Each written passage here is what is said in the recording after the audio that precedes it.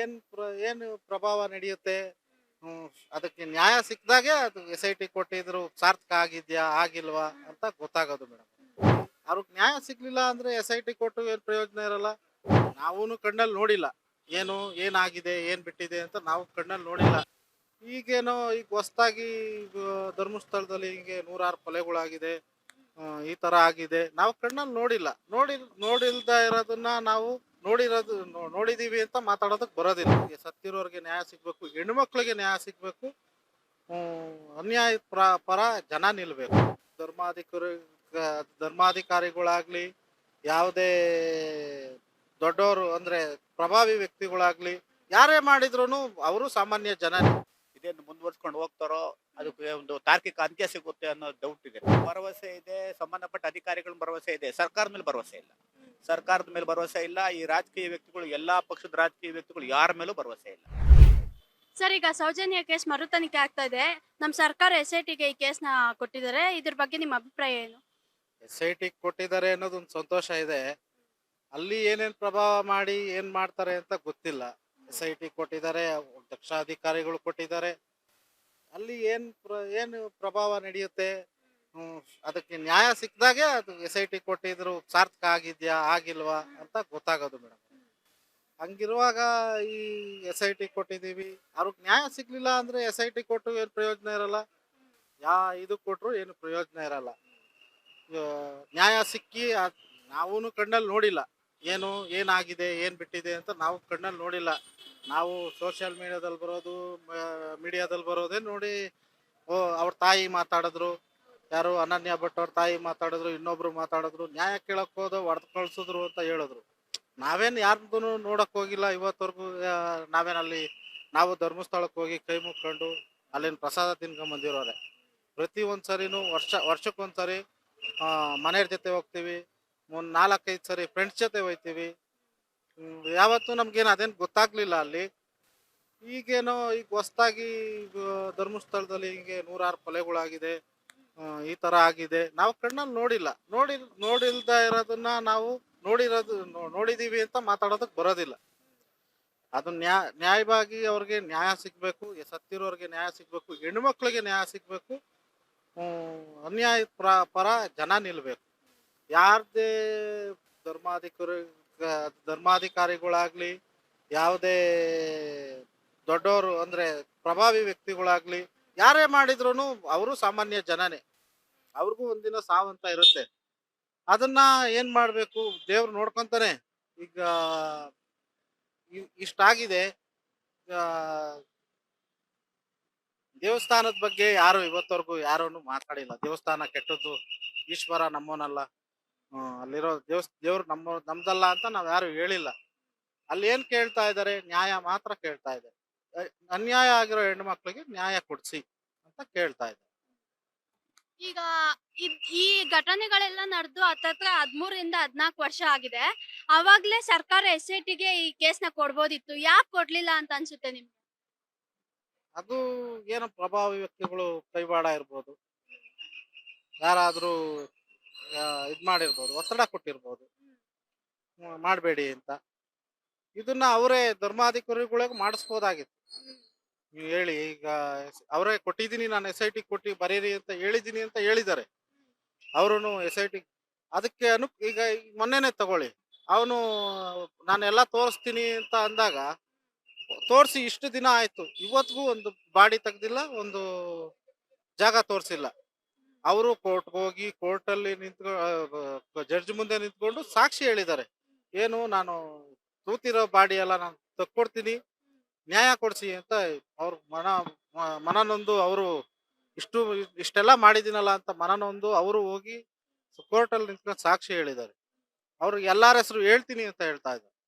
ಅದಕ್ಕೆ ಇವ್ರು S I T ಅವರು ಹೋಗಿ ಮುಂದೆ ನಿಂತು ಮಾಡಿ ತಗ್ಸಿದ್ರೆ ನಿಜಾನ ಸುಳ್ಳ ಅಂತ ಗೊತ್ತಾಗುತ್ತೆ ಜನಗಳಿಗೆ. ಇಲ್ಲ ಅಂದ್ರೆ ಏನು ಗೊತ್ತಾಗಲ್ಲ ಮೇಡಮ್.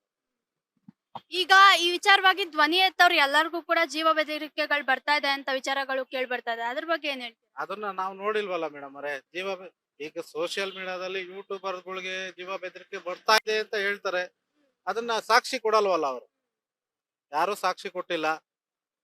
ಜೀವ ಬೆದರಿಕೆ ಇದ್ರೆ ಕಂಪ್ಲೇಂಟ್ ಕೊಡ್ಲಿ ಬಿಡಿ. ನಮ್ಗೆ ಜೀವ ಬೆದರಿಕೆ ಇದೆ, ನಮ್ನ ಈಗ ಫೋನ್ ಮಾಡಿ ಎಲ್ಲದೂ ಇವಾಗ ರೆಕಾರ್ಡ್ ಇದೆ ಫೋನಲ್ಲಿ, ಎಲ್ಲಾರ ಫೋನಲ್ಲೂ ರೆಕಾರ್ಡ್ ಇದೆ. ಯಾರು ನಿಮ್ಗೆ ಜೀವ ಬೆದರಿಕೆ ಹಾಕ್ತಾರೆ ಅದು ರೆಕಾರ್ಡ್ ಆಗುತ್ತೆ. ತಗೊಂಡೋಗಿ ಪೊಲೀಸ್ ಸ್ಟೇಷನ್ ಕೊಡಿ, ಹಿಂಗೆ ತೊಂದರೆ ಕೊಡ್ತಾವ್ರೆ ನಮ್ಗೆ, ನಂಬರ್ ಸಮೇತ ಇರುತ್ತೆ. ಯಾರು ತೊಂದರೆ ಕೊಡ್ತಾ ಇದಾರೆ ಅವ್ರ ನಂಬರ್ ಸಮೇತ ಇರುತ್ತೆ. ತಗೊಂಡೋಗಿ ಸ್ಟೇಷನ್ ಕೊಡಿ, ಸ್ಟೇಷನ್ ಅದನ್ನ ಪಬ್ಲಿಕ್ ಬಿಡಿ, ಹಿಂಗೆ ತೊಂದರೆ ಕೊಡ್ತಾವ್ರೆ ಅಂತ. ಬಾಯಲ್ಲಿ ಹೇಳಿದ್ರೆ ಏನು ಗೊತ್ತಾಗುತ್ತೆ ಮೇಡಮ್ ಅವರೇ? ಏನು ಗೊತ್ತಾಗೋದಿಲ್ಲ.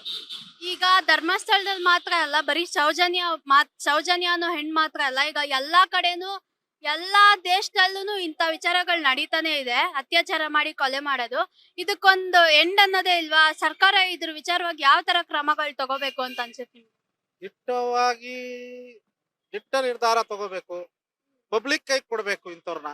ಪಬ್ಲಿಕ್ ಕೈ ಕೊಟ್ಟು ಪಬ್ಲಿಕ್ ಅವ್ರು ಶಿಕ್ಷೆ ಕೊಡೋ ತರ ಮಾಡ್ಬೇಕು.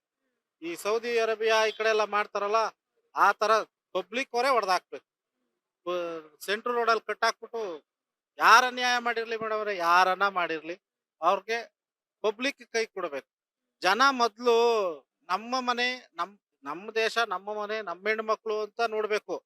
ಈ ಯಾರ್ದೋ ಮನೆಯಲ್ಲಿ ಯಾರ್ದೋ ಹೆಣ್ಮಗಳು ಸತ್ತೋಗವಳೆ ಅಂತ ಮಾತಾಡ್ತಾರಲ್ಲ, ಅದು ತಪ್ಪು. ಯಾರು ನ್ಯಾಯ ಕೇಳಕ್ ಬರ್ತಾರೆ ಅದು ನ್ಯಾಯ ಕೇಳೋ ರೈಟ್ಸ್ ಎಲ್ಲಾರ್ಗು ಇದೆ. ನ್ಯಾಯ ಕೇಳೋಕ್ಕೆ ಬಂದವ್ರನ್ನ ನೀವು ನ್ಯಾಯಕ್ಕೆ ಯಾಕೆ ಕೇಳ್ತೀರಾ ಅಂತ ಕೇಳೋದು ತಪ್ಪು. ಅವ್ರ ಮನೆ, ಈಗ ಅವ್ರ ಹೆಣ್ಮಕ್ಳು, ನಮ್ಮನೆ ಹೆಣ್ಮಕ್ಳು ಮಿಸ್ ಆದ್ರೆ ನಾವು ಸುಮ್ನೆ ಕೂತ್ಕೊಂತೀವ? ಯಾರು ಕೂತ್ಕೊಳ್ಳೋದಿಲ್ಲ. ಎಲ್ಲಾರ ಮನೆ ಹೆಣ್ಮಕ್ಳೇ. ಎಲ್ಲಾರ್ಗು ನೋವಿರುತ್ತೆ. ಅವ್ರು ಅವ್ರ ನೋವಿದ್ರೇನೆ ಅವ್ರು ಮಾತಾಡೋಕ್ ಸಾಧ್ಯ. ಈಗ ಒಂದ್ ತಾಯಿ ಹೇಳಿದ್ರು, ನಾನ್ ನ್ಯಾಯ ಕೇಳಕ್ ಹೋದೆ, ಪೊಲೀಸ್ ಅವ್ರು ಹೊಡೆದ್ ಕಳ್ಸಿದ್ರು, ನಾನ್ ನ್ಯಾಯ ಕೇಳಕ್ ಹೋದೆ, ಇವ್ರು ಹೊಡೆದ್ ಕಳ್ಸಿದ್ರು ಅಂತ. ಅವ್ರ ಪಾಪ ಅವ್ರಿಗೆ ಅಷ್ಟು ವಯಸ್ಸಾಗಿದೆ, ಅವ್ರ ನೋವು ತಿಂತಾ ಇದಾರೆ ಅಂದ್ರೆ ಅದಾಗಿರುತ್ತೆ. ನೀವು ಯಾರನ್ನೂ ತೇಜೋವಧೆ ಮಾಡಿ ಮಾತಾಡ್ಬೇಕು. ಅವ್ರಿಗೆ ಅವ್ರ ಆಸ್ತಿ ಇವ್ರು ತಿಂದಿರಲ್ಲ, ಇವ್ರ ಆಸ್ತಿ ಅವ್ರು ತಿಂದಿರಲ್ಲ.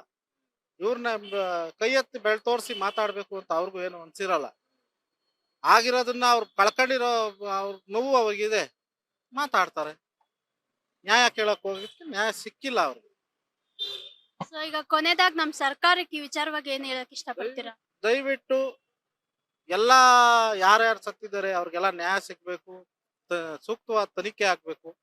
ತನಿಖೆ ಆಗಿ ಅವ್ರಿಗೆಲ್ಲ ಒಂದು ನ್ಯಾಯ ದೊರಕಿಸ್ಕೊಡ್ಬೇಕು ಅಂತ ಕೇಳ್ಕೊತೀವಿ ಮೇಡಮ್. ಸರ್, ಈಗ ಸೌಜನ್ಯ ಕೇಸ್ ಮರುತನಿಖೆ ಆಗ್ತದೆ ಅಲ್ವಾ? ಈಗ ನಮ್ ಸರ್ಕಾರ SITಗೆ ಕೇಸ್ನ ಕೊಟ್ಟಿದ್ದಾರೆ, ಇದ್ರ ಬಗ್ಗೆ ನಿಮ್ಮ ಅಭಿಪ್ರಾಯ ಏನು? SIT ಕೊಟ್ಟಿದ್ದಾರೆ, ಆಗ್ಲೇ ಇಬ್ರು ಅಧಿಕಾರಿಗಳು ನಾವ್ ಹಿಂದೆ ಹೋಗ್ತೀವಿ ಅಂತ ಹೇಳ್ತಾ ಇದ್ದಾರೆ. ಇದೇನು ಮುಂದುವರ್ಸ್ಕೊಂಡು ಹೋಗ್ತಾರೋ ಅದಕ್ಕೆ ಒಂದು ತಾರ್ಕಿಕ ಅಂತ್ಯ ಸಿಗುತ್ತೆ ಅನ್ನೋ ಡೌಟ್ ಇದೆ ನಮ್ಗೆ.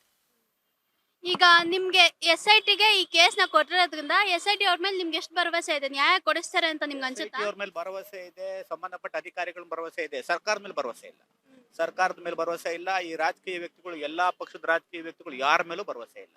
ಈಗ ಕರ್ನಾಟಕ ಸರ್ಕಾರ, ಸಿದ್ದರಾಮಯ್ಯ ಸರ್ಕಾರ SIT ಕೊಟ್ಟಿದ್ದಾರೆ. ನಿನ್ನೆಯಿಂದ ಬಿಜೆಪಿ ಅವರು ಅದು ಕೊಟ್ಟಿದ್ದು ಸರಿ ಇಲ್ಲ ಅಂತಾರೆ. ಧರ್ಮಸ್ಥಳ ಕ್ಷೇತ್ರ ಶ್ರೀಗಳ ಮೇಲೆ ಕೊಡಬಾರ್ದಾಗಿತ್ತು, ಅದು ಇದು ಅಂತಾರೆ. ಶ್ರೀಗಳು ಯಾರೋ ಬೇರೆ ಅವ್ರು ತಪ್ಪು ಮಾಡೋರು ಇಲ್ವೋ ನಮ್ಗೆ ಗೊತ್ತಿಲ್ಲ. ತಪ್ಪು ಮಾಡಿದ್ರೆ ಶಿಕ್ಷೆ ಆಗ್ಲಿ, ಇಲ್ಲ ಬೇಡ ಅಲ್ವಾ? ಈಗ ಒಂದಲ್ಲ ಎರಡಲ್ಲ, ಹತ್ತತ್ರ 100 ಶವಗಳನ್ನ ಊತಾಕಿದ್ದಾರೆ ಅಂತ ಒಂದ್ ವಿಚಾರ ಇವಾಗ ಬರ್ತಾ ಇದೆ ಅಲ್ವಾ? ಒಬ್ರು ಬಂದು ಒಪ್ಕೊಂಡಿದ್ದಾರೆ ಈ ವಿಷಯನ, ಅದ್ರ ಬಗ್ಗೆ ಏನ್ ಹೇಳ್ತೀರಾ? ಒಬ್ರು 100 ಅಂತಾರೆ, ಒಬ್ರು 1000 ಅಂತಾರೆ. ಎಷ್ಟು ಅಂತ ಯಾರಿಗೂ ಗೊತ್ತಿಲ್ಲ. ನಿನ್ನೆ ಯೂಟ್ಯೂಬ್ ಅಲ್ಲಿ ಇನ್ನೊಂದು ಹಾಕಿದ್ರು, ಅಲ್ಲಿ ಕೆಲಸ ಮಾಡ್ತಾ ಇದ್ದವ್ರು ಯಾರೋ ಮಾತಾಡ್ತಾ ಇದ್ರು. ಅವ್ರು ಕೆಲಸ ಮಾಡೋವಾಗೆ ತುಂಬಾ ಜನ ಮಾಡಿದಾರಂತೆ. ಅವ್ರನ್ನ ಈಗ ಕೆಲಸದಿಂದ ತೆಗ್ದಿದಾರಂತೆ. ಅವ್ರು ಕೆಲಸ ಮಾಡೋವಾಗ್ಲೇನೆ ಹೆಂಗಸರು, ಗಂಡಸರು, ಭಿಕ್ಷುಕರು ಯಾರನ್ನೂ ಬಿಟ್ಟಿಲ್ಲ ಅವರು. ಏನ್ ಕಾರಣಕ್ಕೆ ಹಿಂಗ್ ಮಾಡಿದ್ದಾರೆ? ಬರೀ ರೇಪ್ ಮಾಡದೆ ಅವ್ರ ಉದ್ದೇಶನ ಏನೋ ಗೊತ್ತಿಲ್ಲ ನಮ್ಗೆ. ಬರೀ ಇವರು ದೇವಸ್ಥಾನಕ್ಕೆ ಸಂಬಂಧಪಟ್ಟವ್ರು ಅಷ್ಟೇ ಅಲ್ಲವಂತೆ. ಅಲ್ಲಿ ಕೆಲಸ ಮಾಡೋ ಮೇಸ್ತ್ರಿಗಳು, ಕೆಲಸ ಮಾಡೋರು, ಆಟೋ ಡ್ರೈವರ್ಗಳು, ಅವರೆಲ್ಲ ರೇಪ್ ಮಾಡ್ತಾ ಇದಾರಂತೆ. ಯಾಕೆಂದ್ರೆ ಅವ್ರಿಗೇನ್ ಧೈರ್ಯ ಅಂದ್ರೆ, ನಮ್ಮ ತಗ್ಲಾಕೊಂಡ್ರೆ ಮೇನ್ ಪಾರ್ಟಿಗಳೆಲ್ಲ ಈಚೆಗೆ ಬರ್ತಾರೆ, ಅವ್ರು ಕಂಟ್ರೋಲ್ ಮಾಡ್ಕೊಂತಾರೆ ಅಂತ ಅವರು ಮಾಡ್ಕೊಂಡು ಹೋಗ್ತಾ ಇದಾರೆ. ಸರ್, ಈಗ ಸರ್ಕಾರ ಈ ವಿಚಾರವಾಗಿ ಇದು ಎಷ್ಟೋ ವರ್ಷದ ಮುಂಚೆ ನಡೆದಿರೋದು. ಬಟ್ ಅವಾಗ್ಲೇ ಸರ್ಕಾರ ಇದನ್ನ SIT ಕೊಟ್ಟಿದ್ರೆ ಒಂದ್ ನ್ಯಾಯ ಸಿಗ್ಬೋದಿತ್ತೇನೋ ಅಂತ ಅನ್ಸ್ತಾ ಇದೆ. ಬಟ್ ಯಾಕೆ ಇಷ್ಟು ಲೇಟ್ ಮಾಡ್ಬೇಕಾಯ್ತು ಸರ್ಕಾರ SITಗೆ ವಿಚಾರ ಕೊಡಕ್ಕೆ? 1979ರಿಂದ ನಡೀತಾ ಇದೆ. ಇದು ನಿರಂತರವಾಗಿ ನಡ್ಕೊಂಡ್ ಬಂದಿದೆ. ಒಂದ್ಸತಿ ನಿಂತಿಲ್ಲ. ಇದು 40 ವರ್ಷದಿಂದನೂ ನಡ್ಕೊಂಡು ಬರ್ತಾನೇ ಇದೆ. ಈಗ್ಲೂ ನಡೀತಾ ಇದೆ ಅಂತೆ. ತನಿಖೆ ಆಗ್ಲಿ, ಯಾರು ತಪ್ಪಿತಸ್ಥರಿದ್ರೆ ತಪ್ಪು ಮಾಡಿದ್ರೆ ಶಿಕ್ಷೆ ಆಗ್ಲಿ, ಹೆಣ ಸಿಕ್ಕಿದ್ರೆ ಶಿಕ್ಷೆ ಆಗ್ಲಿ, ಇಲ್ಲಾಂದ್ರೆ ಬೇಡ ಅಲ್ವಾ? ಎಲ್ಲರಿಗೂ ನ್ಯಾಯ ಸಿಗಬೇಕು. ಸತ್ತೋಗಿರೋರ್ಗೂ ನ್ಯಾಯ ಸಿಗಬೇಕು. ಅವ್ರ ಪರವಾಗಿ ಅವ್ರ ಫ್ಯಾಮಿಲಿ ಮೆಂಬರ್ಸ್ ಇದ್ದಾರೆ. ಅವ್ರು ಯಾರೋ ಅನನ್ಯ ಭಟ್ ಅಂತ MBBS ಸ್ಟೂಡೆಂಟ್, ಅವ್ರ ತಾಯಿ ಇನ್ನೂ ಬದುಕಿದಾರಲ್ಲ, ಅವ್ರು ಕಂಪ್ಲೇಂಟ್ ಕೊಡ್ತಾ ಇದಾರಲ್ಲ. ಸುಮ್ಮನೆ ಕಂಪ್ಲೇಂಟ್ ಕೊಡಕ್ ಬರ್ತಾರ ಅವರು ಅಲ್ವಾ? ಅವ್ರಿಗೆಲ್ಲ ನ್ಯಾಯ ಸಿಗಬೇಕು. ಹಂಗಾಗಿ ತನಿಖೆ ಆಗ್ಬೇಕು. ತನಿಖೆ ಇವಾಗ SIT ಅವ್ರು ಆಗ್ಲಿಲ್ಲ ಅಂದ್ರೆ NIA ಅವ್ರು ಬರಬೇಕು. ತನಿಖೆ ಮುಂದುವರಿಸಬೇಕು. ಎಲ್ಲ ರಾಜಕೀಯ ಪಕ್ಷಗಳನ್ನು ಇದನ್ನೆಲ್ಲ ಬಿಟ್ಟು SIT ತನಿಖೆಗೆ ಎನ್ಕರೇಜ್ ಮಾಡಬೇಕು. ಎನ್ಕರೇಜ್ ಮಾಡಿ ಅದು ತಾರ್ಕಿಕ ಅಂತ್ಯಕ್ಕೆ ತಗೊಂಡು ಹೋಗ್ಬೇಕು. ಬರೀ ಧರ್ಮಸ್ಥಳದಲ್ಲಿ ಅಷ್ಟೇ ಅಲ್ಲ, ಇವಾಗ ಎಲ್ಲ ದೇಶದಲ್ಲಿ ಎಲ್ಲ ಕಡೆನೂ ಇಂಥ ಅತ್ಯಾಚಾರಗಳು ನಡೀತಾನೆ ಇದೆ ಅಲ್ವಾ? ಇದಕ್ಕೆ ಸರ್ಕಾರ ಯಾವ ತರ ಕ್ರಮಗಳನ್ನ ತಗೋಬೇಕು ಅನ್ಸುತ್ತೆ ನಿಮ್ಗೆ? ಕ್ರೂರವಾಗಿ ಕ್ರಮ ತಗೋಬೇಕಮ್ಮ. ಇದ್ರ ಬಗ್ಗೆ ನಾವ್ಯಾರು ಮಾತಾಡಕ್ಕಾಗಲ್ಲ. ಸಂಸತ್ತಲ್ಲಿ ಅಥವಾ ನಮ್ಮ ವಿಧಾನಸಭೆ ಅಧಿವೇಶನಗಳಲ್ಲಿ ಅವರು ಮೀಟಿಂಗ್ ಮಾಡ್ಬಿಟ್ಟು ಅವ್ರು ಏನ್ ತಗೋಬೇಕು ಅದ್ ಮಾಡ್ಬೇಕು. ಯಾಕೆಂದ್ರೆ ಎಲ್ಲಾನ ಆಗ್ಲಿ, ಇವಾಗ ನಿರ್ಭಯ ಕೇಸ್ ಒಂದ್ ಕೇಸ್ ಯಾರೋ ಮಾಡಿದ್ರಲ್ಲಿ ಆಲ್ ಓವರ್ ಇಂಡಿಯಾ ಏನ್ ಮಾಡಿದ್ರು, ಎಲ್ಲಾ ಕಾರುಗಳಿಗೂ ಬ್ಲ್ಯಾಕ್ ಇದು ಬರ್ತಾ ಇತ್ತಲ್ಲ, ಫ್ಲಿಂಟ್ ಗ್ಲಾಸ್, ಅದನ್ನ ತೆಗ್ಸ್ಬಿಟ್ರು ಬರೀ ಒಂದ್ ಕೇಸ್ಗೆ. ಇವ್ರು 100,000 ಕೇಸು 1,000 ಕೇಸು ಅಂತಾರೆ. ಇದಕ್ಕೆ ಮುಕ್ತಾಯ ಯಾವಾಗ? ಅಲ್ವಾ? ಮಾಡೋರೋ ಇಲ್ವೋ ಯಾರಿಗೂ ಗೊತ್ತಿಲ್ಲ. ಮಾಡಿದ್ರೆ ಶಿಕ್ಷೆ ಆಗ್ಲಿ, ಯಾರು ಮಾಡಿದ್ರು ಶಿಕ್ಷೆ ಆಗ್ಲಿ. ಯಾರು ಕಾನೂನಿಗಿಂತ ಯಾರು ದೊಡ್ಡವರಿಲ್ಲ. ಎಲ್ಲರೂ ಮಾಡಿದ್ರೆ ಶಿಕ್ಷೆ ಆಗ್ಲಿ. ಮಾಡಿಲ್ಲ ಅಂದ್ರೆ ಏನ್ ಬೇಡ ಪಾಪ. ತಪ್ಪು ಮಾಡಿಲ್ಲ ಅಂದ್ರೆ ಧೈರ್ಯವಾಗಿ ಮುಂದೆ ಬರ್ಬೋದಲ್ಲ. ಅವರೇ ತನಿಖೆ ಎದುರಿಸ್ಬೋದು, ಅವರೇ ಫೇಸ್ ಮಾಡ್ಬೋದು. ಮಾಡವ್ರೆ ಅಂತ ಅನ್ಸಿದ್ರೆ ಶಿಕ್ಷೆ ಆಗ್ಲಿ. 100% ಶಿಕ್ಷೆ ಆಗ್ಬೇಕು. ಅವ್ರಿಗೆಲ್ಲ ಕ್ರೂರವಾಗಿ ಆಗ್ಬೇಕು.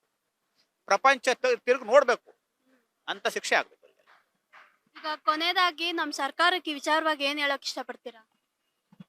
ಬರೀ ಸರ್ಕಾರ ಅಲ್ಲ, ಎಲ್ಲ ಪ್ರತಿಪಕ್ಷಗಳು ಎಲ್ಲರೂ ಇದಕ್ಕೆ ಕೈ ಜೋಡಿಸ್ಬೇಕು. ಯಾರು ಹಿಂದೆ ಮುಂದೆ ಮಾತಾಡಬಾರ್ದು. ಅವ್ರು ಸರಿ ಇವ್ರು ಸರಿ, ಅವ್ರ ದೇವ ಮಾನವ, ಇವ್ರು ಯಾವ ಮಾನವ ಅಂತ. ತಪ್ಪು ಮಾಡಿದ್ರೆ ಶಿಕ್ಷೆ ಆಗ್ಲಿ, ತಪ್ಪು ಮಾಡಿಲ್ಲ ಅಂದ್ರೆ ಬೇಡ ಅಷ್ಟೇ. ನಮಗೂ ಧರ್ಮಸ್ಥಳದ ಬಗ್ಗೆ ಭಕ್ತಿ ಇದೆ. ನಾನು ಧರ್ಮಸ್ಥಳಕ್ಕೆ 100,000 ಸತಿ ಹೋಗ್ಬಿಟ್ಟಿದ್ದೀನಿ.